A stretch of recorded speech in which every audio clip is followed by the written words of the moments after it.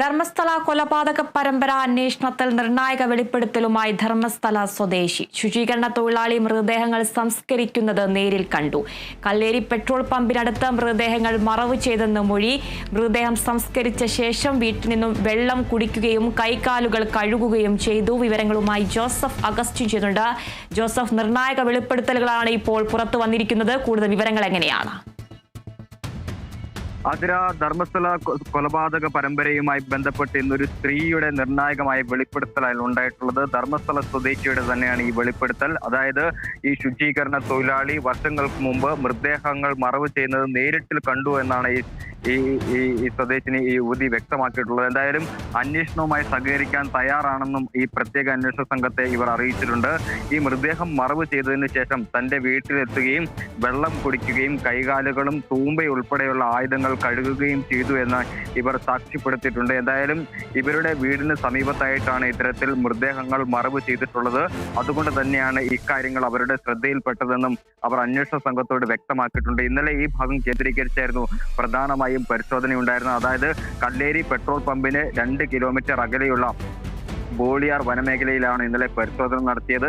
ഇവിടെ വനമേഖലയും ജനവാസ മേഖലയും അടുത്തടുത്ത് തന്നെയാണ് സ്ഥിതി ചെയ്യുന്നത്. അതുകൊണ്ട് തന്നെ ഇത്തരത്തിൽ കൃഷിയിടങ്ങളിലേക്ക് വന്ന സ്ത്രീയാണ് ഇത്തരത്തിൽ മൃതദേഹങ്ങൾ മറവ് ചെയ്യുന്നത് നേരിൽ കണ്ടത്. എന്തായാലും ഇതുമായി ബന്ധപ്പെട്ട് അവരുടെ മൊഴി വിശ്വസനീയമാണ് എന്നൊരു കണക്കുകൂട്ടലാണ് അന്വേഷണ സംഘം ഉള്ളത്. അതുകൊണ്ട് തന്നെ ഈ മൊഴി ഗൗരവപൂർവ്വമായിട്ടാണ് ഈ അന്വേഷണ സംഘം സ്വീകരിച്ചിട്ടുള്ളത്. ഇന്നലെ ഈ അന്വേഷണവുമായി അവരെ സഹകരിപ്പിക്കാൻ തയ്യാറാണ് എന്നുള്ള കാര്യവും അന്വേഷണ സംഘം വ്യക്തമാക്കിയിട്ടുണ്ട്. എന്തായാലും വിശ്വസനീയമായ മറ്റൊരു മൊഴി കൂടി ലഭിക്കുന്നു എന്നുള്ളതാണ് ഈ കേസുമായി ബന്ധപ്പെട്ട് ഏറ്റവും പ്രധാനപ്പെട്ടത്.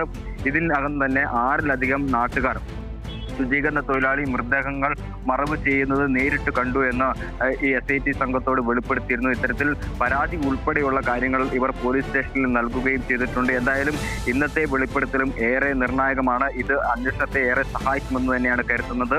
മൃതദേഹങ്ങൾ കണ്ടെത്തുന്നതിൽ ശുചീകരണ തൊഴിലാളിക്ക് ആദ്യഘട്ടത്തിൽ ചില പിഴവുകൾ സംഭവിച്ചിരുന്നു. അതായത് 15 വർഷങ്ങൾക്ക് ശേഷം ഈ പ്രദേശത്തെത്തി പരിശോധന നടത്തുമ്പോൾ പല സ്ഥലങ്ങളും തിരിച്ചറിയപ്പെടാത്ത സാഹചര്യമാണുള്ളത്. അങ്ങനെ ഈ തിരിച്ചറിയപ്പെടാത്ത സാഹചര്യത്തിൽ ഇത്തരം സാക്ഷിമൊഴികൾ അത് ഈ അന്വേഷണത്തിൽ കൂടുതൽ നിർണായകമാകും. മാത്രവുമല്ല മൃതദേഹങ്ങൾ കണ്ടെത്തുന്നതിൽ ഇത് കൂടുതൽ സഹായകരമാകുമെന്ന് തന്നെയാണ് പ്രതീക്ഷിക്കുന്നത്.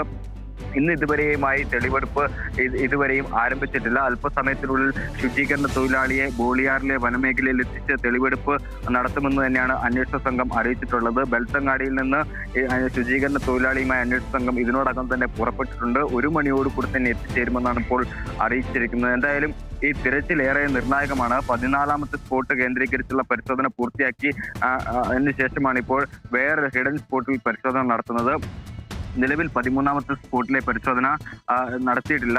ഗ്രൗണ്ട് പെനട്രേറ്റിംഗ് റഡാർ ഉൾപ്പെടെയുള്ള സംവിധാനം എത്തിച്ച് മൃതദേഹാവശിഷ്ടങ്ങൾ ഉണ്ടോ എന്ന് ഉറപ്പുവരുത്തിയതിനു ശേഷം മാത്രമായിരിക്കും ഈ ഭാഗത്തെ പരിശോധന എന്നാണ് മനസ്സിലാക്കുന്നത്. എന്തായാലും അന്വേഷണ സംഘത്തെ സംബന്ധിച്ചിടത്തോളം മറ്റു വലിയ വെല്ലുവിളികൾ കൂടി നേരിടുന്ന ഒരു സാഹചര്യമാണുള്ളത്. ഈ വനത്തിൽ വലിയ രീതിയിലുള്ള ആനശല്യം രൂക്ഷമാണ്. കഴിഞ്ഞ ദിവസങ്ങളിൽ ഇത്തരത്തിൽ ഇന്നലെ ഈ തെരച്ചിൽ നടക്കുന്നതിനിടയിൽ ആന വരുന്ന ഒരു സാഹചര്യമുണ്ടായി. പിന്നീട് വനപാലകർ എത്തി ആനയെ പടക്കം പൊട്ടിച്ച് തുരത്തുന്ന ഒരു സ്ഥിതിവിശേഷത്തിലേക്ക് കാര്യങ്ങൾ കടന്നിരിക്കുകയാണ്. അങ്ങനെ ആനയും ചതുപ്പും നിലവും ചേർന്ന പ്രദേശം, മാത്രവുമല്ല ക്ഷുദ്രജീവികളും ഉള്ളൊരു പ്രദേശം, അത് അന്വേഷണ സംഘത്തിന് വലിയ രീതിയിലുള്ള വെല്ലുവിളി സൃഷ്ടിക്കുന്നുണ്ട്. മാത്രമല്ല കനത്ത മഴ, ഇടവിട്ട് പെയ്യുന്ന കനത്ത മഴയും കാറ്റും, വനത്തിനുള്ളിൽ കാറ്റും വീശുന്നത് ഈ അന്വേഷണ സംഘത്തെ വലിയ രീതിയിൽ ഭീതിയിൽ ആഴ്ത്തുകയും ചെയ്യുന്ന ഒരു സാഹചര്യമാണ് ഉള്ളത്. എന്തായാലും അന്വേഷണവുമായി തന്നെ മുന്നോട്ട് പോകുക തന്നെയാണ് ഈ പ്രത്യേക അന്വേഷണ സംഘം. അതിൽ കഴിഞ്ഞ ദിവസം രാത്രിയിൽ കർണാടക സർക്കാർ മറ്റൊരു സുപ്രധാന നീക്കം കൂടി നടത്തിയിരിക്കുന്നു. അതായത് പ്രത്യേക അന്വേഷണ സംഘത്തിന് പോലീസ് സ്റ്റേഷൻ പദവി നൽകിയിരിക്കുകയാണ് ഈ കർണാടക സർക്കാർ. ആഭ്യന്തര വകുപ്പാണ് ഇതുമായി ബന്ധപ്പെട്ട ഉത്തരവ് പുറത്തിറക്കിയിട്ടുള്ളത്. അതായത് ഈ കേസിന്റെ രഹസ്യാത്മകത നഷ്ടപ്പെടാതിരിക്കാൻ വേണ്ടിയിട്ടാണ് ഇത്തരത്തിൽ പോലീസ് സ്റ്റേഷൻ അധികാരം നൽകിയിരിക്കുന്നത്. വരുന്ന കാലങ്ങളിൽ ഉണ്ടാകുന്ന നിയമ തടസ്സങ്ങളും ഇതുമൂലം ഒഴിവാക്കപ്പെടുകയും SIT സംഘത്തിന് നേരിട്ട് പരാതി നൽകുകയും ചെയ്യുന്ന ഒരു സാഹചര്യം ഇതുവഴി ഉരുത്തിരിവാകും. അല്ലാത്ത പക്ഷം ഇത്തരത്തിലുള്ള സംഭവങ്ങൾ ഈ അന്വേഷണ പരിധിയിൽ വരുന്ന സംഭവങ്ങൾ ഈ പോലീസ് സ്റ്റേഷൻ പരിധിയിൽ ഉൾപ്പെടുന്ന ധർമ്മസ്ഥല പോലീസിന് കൈമാറണമെന്നാണ് നിർദ്ദേശം. ഈ പ്രത്യേക പദവി ലഭിക്കുന്നതോട് ഈ പ്രശ്നങ്ങൾ പരിഹരിക്കപ്പെടുകയും ആളുകൾക്ക് SITയെ നേരിട്ട് സമീപിക്കാനാകുന്ന സാഹചര്യം ഉരുത്തിരിയുകയും ചെയ്യും. എന്തായാലും കർണാടക സർക്കാരിന്റെ സുപ്രധാന നീക്കമാണ് ഇന്നലെ ഈ വിഷയത്തിൽ ഉണ്ടായിരിക്കുന്നത്. മാത്രമല്ല ഈ കേസുമായി ബന്ധപ്പെട്ട് തെളിവെടുപ്പിന് കൂടുതൽ സഹായകരമാകുന്ന വിശ്വസനീയമായ മൊഴികളും നാട്ടുകാരുടെ ഭാഗത്തു നിന്നും അതുപോലെ തന്നെ സാക്ഷികളുടെ ഭാഗത്തു നിന്നും ഉണ്ടാകുന്നുണ്ട് എന്നുള്ളതാണ് ഏറ്റവും പ്രധാനപ്പെട്ടത്. ആതിര, തീർച്ചയായും ജോസഫ്, ദുരൂഹതകളുടെ ചുരുളഴിയുകയാണ്. ഈ കല്ലേരി പെട്രോൾ പമ്പിനടുത്ത് മൃതദേഹം മറവ് ചെയ്തെന്നാണ് ഇപ്പോൾ മൊഴി നൽകിയിരിക്കുന്നത്. ആ പ്രദേശങ്ങളിലടക്കം ഇന്ന് പരിശോധന നടത്താനുള്ള ഒരു സാധ്യതയുണ്ടോ? അത് സംബന്ധിച്ചുള്ള കൂടുതൽ വിവരങ്ങൾ ലഭിക്കുന്നുണ്ടോ? അതിര, തീർച്ചയായും ഈ പ്രദേശങ്ങളിൽ ഇന്നലെ പരിശോധന ആരംഭിച്ചിരുന്നു. ഇന്നും സമാന രീതിയിൽ പരിശോധന പുനരാരംഭിക്കുമെന്ന് തന്നെയാണ് ഈ ഘട്ടത്തിൽ മനസ്സിലാക്കാൻ സാധിക്കുന്നത്. എന്തായാലും ഇന്നലെ ഈ ഭാഗത്ത് 1 മണിയോടുകൂടി തെരച്ചിൽ ആരംഭിച്ച് 5:30 തെരച്ചിൽ അവസാനിപ്പിച്ചത്. എന്തൊക്കെ തെളിവുകളാണ് കണ്ടെത്തിയത് എന്നുള്ള കാര്യത്തിൽ ഇനിയും വ്യക്തത വരുത്തിയിട്ടില്ല. ചില വസ്തുക്കൾ കണ്ടെത്തിയിട്ടുണ്ട്, നിർണായകമായ വിവരങ്ങൾ ലഭിച്ചിട്ടുണ്ട് എന്നാണ് അനൌദ്യോഗികമായി ലഭിക്കുന്ന വിവരങ്ങൾ. ആദ്യഘട്ടത്തിൽ ഈ ശുചീകരണ തൊഴിലാളി ഒരു തലയോട്ടിയുടെ ഭാഗം കോടതിയിൽ തെളിവിനായി സമർപ്പിക്കുകയുണ്ടായി. ഈ തലയോട്ടിയുടെ ബാക്കി ഭാഗങ്ങൾ സ്ഥിതി ചെയ്യുന്ന ഇടത്താണ് പരിശോധന നടത്തിയതെന്നാണ് നമ്മൾക്ക് ലഭ്യമായിട്ടുള്ള വിവരം. എന്തായാലും ഈ ഭാഗത്തെ പരിശോധന ഇന്നും ഊർജിതമായി തന്നെ തുടരും.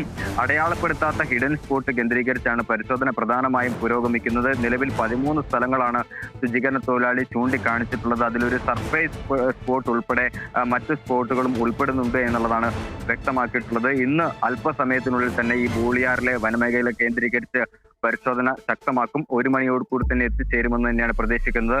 കാട്ടാന ശല്യം രൂക്ഷമാണ്. അതുകൊണ്ട് തന്നെയായിരിക്കും ഇത്തരത്തിൽ ഈ നടപടി വനത്തിലേക്ക് എത്തുന്നതിൽ അവർ കാലതാമസം നേരിടുന്നതെന്നാണ് മനസ്സിലാക്കാൻ സാധിക്കുന്നത്. ഇന്നലെ ഇത്തരത്തിൽ തെരച്ചിൽ നടക്കുന്നതിനിടയിൽ കാട്ടാന വരുന്ന സാഹചര്യം ഉണ്ടായിരുന്നു. ഇത്തരത്തിൽ ഉദ്യോഗസ്ഥരുടെ ജീവന് തന്നെ വലിയ രീതിയിലുള്ള ഭീഷണി ഉയരുന്ന ഒരു സാഹചര്യമാണ് ഈ ഘോര വനത്തിലുള്ളത്. എന്തായാലും അന്വേഷണമായി തന്നെ മുന്നോട്ട് പോകാൻ തന്നെയാണ് ഇവരുടെ തീരുമാനം.